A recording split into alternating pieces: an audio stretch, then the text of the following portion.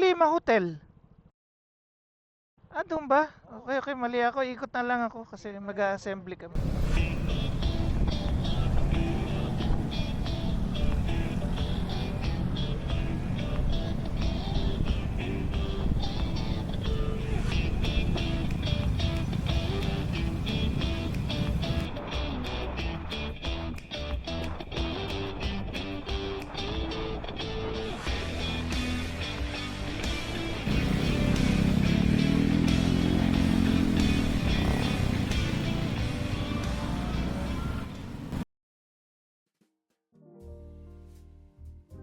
Yun. Good morning, good morning. Hi guys. Punta tayo ngayon sa Lima. Naimbitahan tayo ng ng general manager ng Lima Hotel doon sa isang property nila sa playa saan ba to, sa San Juan, no? Yung property nila sa Playa Lai. So makita-kita yung ngayon yung ating grupo ng Vespa Club of Lipa. I think meron ding mga Vespa riders na manggagaling from Vespa Club of Batangas. So approximately nasa 60 Vespa riders kami ngayon. Malaki to ngayon, malaki tong na-organize namin na ride ngayong araw na to. So today is December 7. Ang ganda ng panahon. Nakikita ko yung mga bituin, mukhang walang ngayon. Wala tayong ini-expect na ulan dito sa area ng Lipa.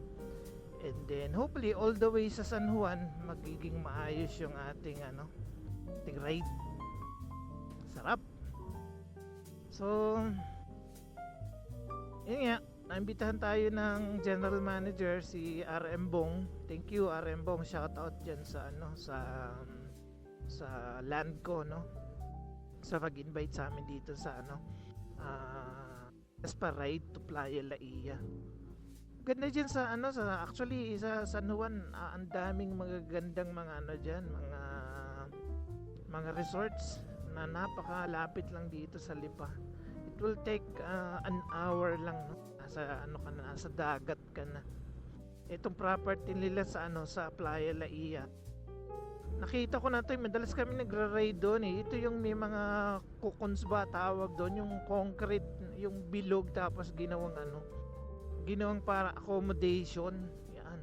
Mas masarap ang pagkain doon, nag-almusal kami doon lagi. Nagra-ride kami, stop over kami doon, kami nagbe-breakfast. Paborito ko doon yung fried bangus. Yan. So guys, meet natin yung grupo ng Vespa Club of Lipa sa Lima Hotel. See you! Fuel up. Dan muna tayo dito sa Shell. May pa kaya ako. Tumatanggap sila ng card. Parang cash.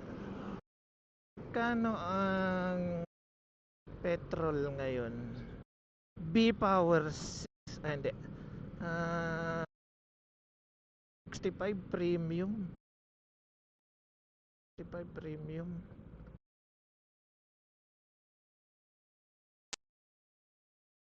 Simoy Pasko na guys.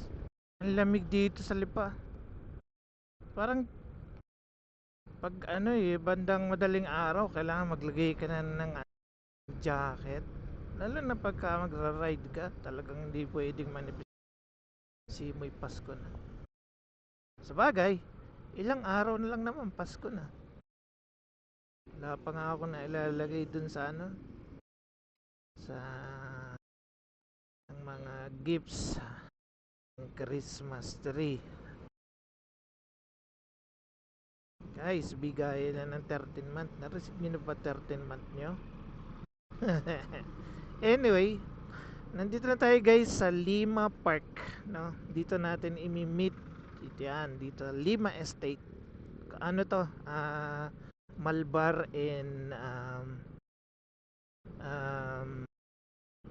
boundary siya ng Malbar at Lipa, kaya siya tinawag na Lima. dito natin makikita yung outlet, no? So kung yung Lima Hotel, doon ba? Okay, okay, mali ako. Ikot na lang ako kasi mag-assembly kami doon. Ay, oo, sige. Ah, Lagpas ako.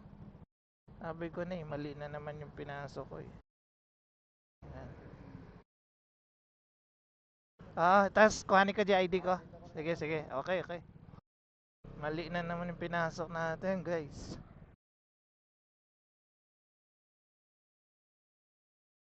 Anyway, nakapasyal tayo dito sa loob ng Lima Estate. Punta dito. First time. Ayun oh. Epson. Yan. Ito yung mga planta ng ano. Okay di pala yung nagkamali ako ng ikot ano. Nakapasok ako tayo dito sa ano, Lima Estate. Tapos alam ko ito yung Holiday Inn eh. Yan yung Holiday Inn Hotel. So makita nyo ang daming mga ano dito. Hindi pa masyadong rush hour. Makikita nyo dyan yung mga shuttle buses. Holiday Inn oh. Ito pala yung Holiday Inn. Okay. Yan. So, ano tayo ngayon sa Holiday Inn. Level up tayo eh. Hindi tayo basta-bastang ano lang eh. So ayan guys, so Holiday Inn oh. Yan oh. Kita natin dyan oh.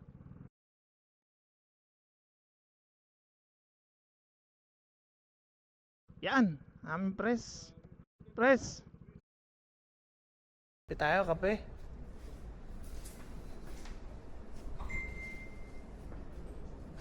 Guys, ito yung papamigay natin mamaya ah. Joke lang.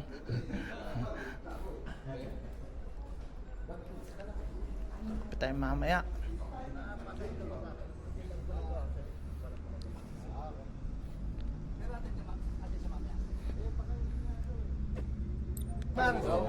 Tampol kayo, tampol para wala kayo. Baka nga kung parang gusto ko rin. Sigurado ka rin quality.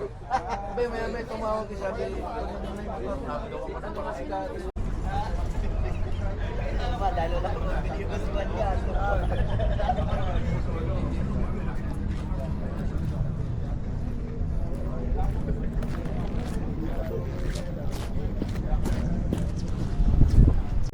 Meron tayong mga producer.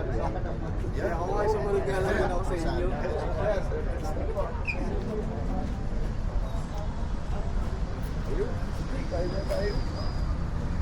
Followers ng Litur Moto, ni Jay.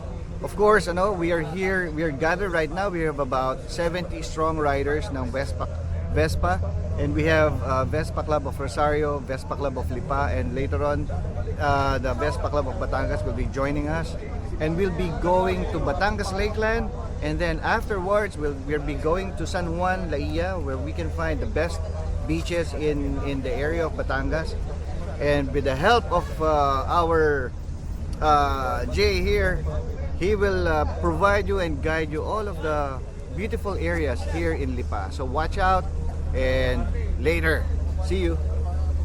Lipa to Laia, best part. Yeah. Actually pala to Laia, it is not just a ride, a fun ride. It's also, kasi we create a group of, we call it Talarea, yung Tourism Alliance of Taal Lake. So we want to promote the two destinations to connect. Alam naman natin, Laia is more on the beach side, no? But Lipa, and also we call it Talarea, which is within the Taal, it's more on the destination. Para complete tayo, may restaurants tayo for food, hotel. Go. What time is it? It's Vespa time!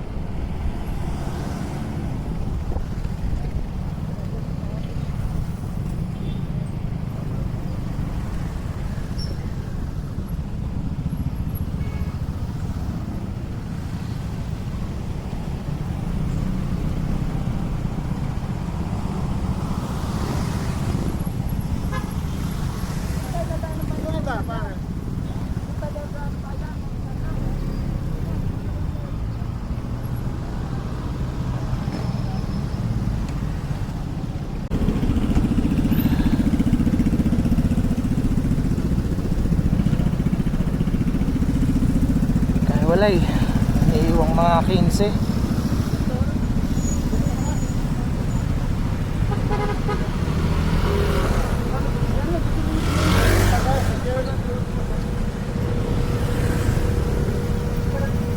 Kalagpas lang tayo dito, dire-diretso na yan. Oo nga eh. Ang ano ko, yung dito na tayo Dito tayo sa bypass. Sa bypass. Kanan.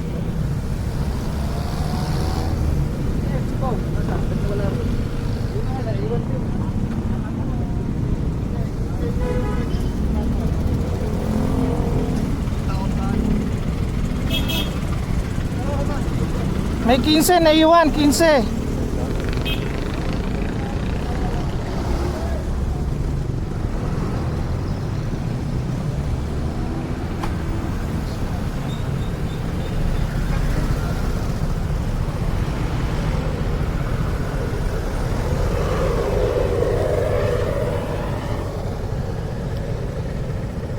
Saan? Nihintay lang natin, may 15 na iwan eh. May naiwang 15 pa. Mga nagpakarga sa Shell. Nung huminto sa Neymar. May contacts naman. Oo, nandun si Arnold at saka si Rex.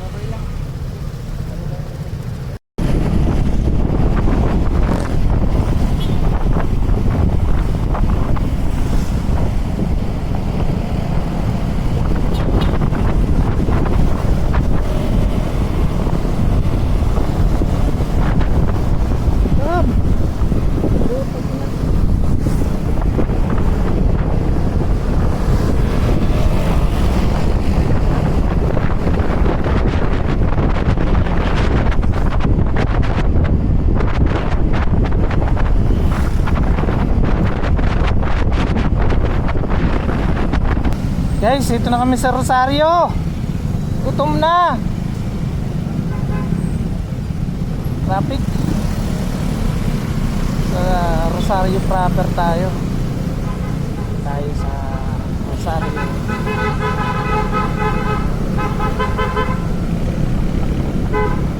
Yan.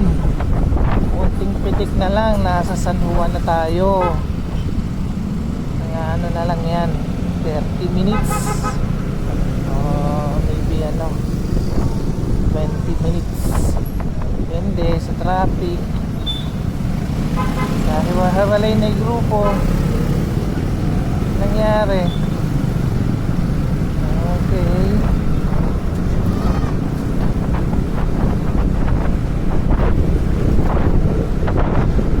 Yan, nakita na natin yung sign ng going to Laia.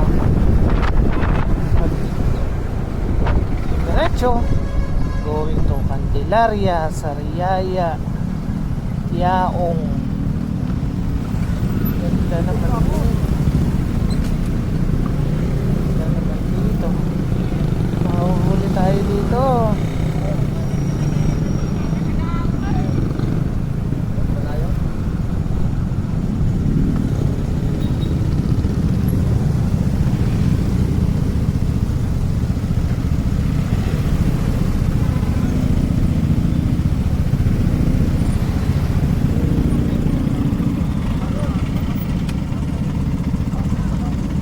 Date ba to?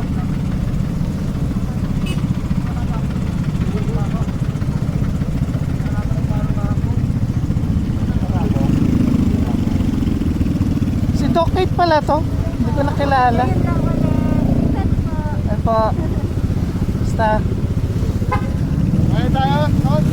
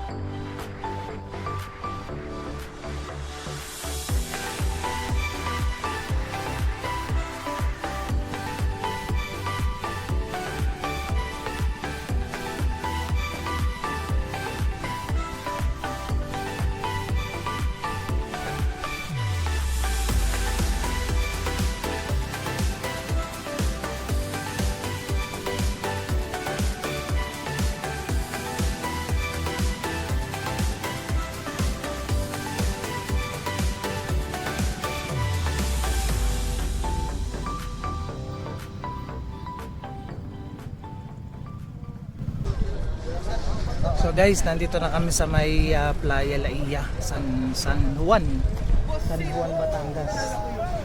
So, ayos naman yung ride. Ganda yung ride namin. Walang ulan, pero umiinit na. Dito tayo sa property ng land ko. Tabi ng beach to, guys. Beachfront to. Mga kasama natin, tatlong grupo, Vespa Lipa, Vespa Club of Batangas, and Rosario, Vespa Club of Rosario. Dito tayo ngayon. Breakfast, and then I'm not sure kung anong activities pa yung nakalatag ngayon, pero definitely di magtatagal kasi may Christmas party rin kami mamayang gabi.